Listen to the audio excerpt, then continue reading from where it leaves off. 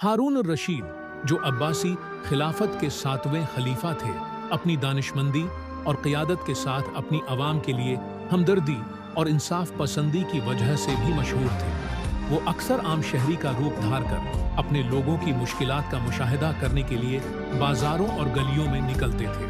ایک دن ہارون الرشید عام لباس میں بغداد کی گلیوں میں گھوم رہے تھے کہ انہوں نے ایک بوڑھے شخص کو سڑک کے کنارے بیٹھے دیکھا جو لوگوں سے خیرات مانگ رہا تھا۔ خلیفہ نے اس کی حالت دریافت کی تو بوڑھے شخص نے اپنی مشکلات بیان کی کہ اس کے پاس کھانے کے لیے کچھ نہیں اور وہ اپنے خاندان کی کفالت کرنے سے قاصر ہے۔ ہارون الرشید اس شخص کی حالت سے بے حد متاثر ہوئے اور اسے سونے کے سکوں کی ایک تھیلی دے دی تاکہ وہ اپنی ضروریات پوری کر سکے۔ بوڑھے شخص نے خوش ہو کر خلیفہ کے لیے دعا کی اور ان کی لمبی عمر اور خوشحالی کی دعا کی۔ بعد میں ہارون الرشید نے اس شخص کو اپنی شناخت بتائی اور اس کی دعاؤں کا شکریہ ادا کیا۔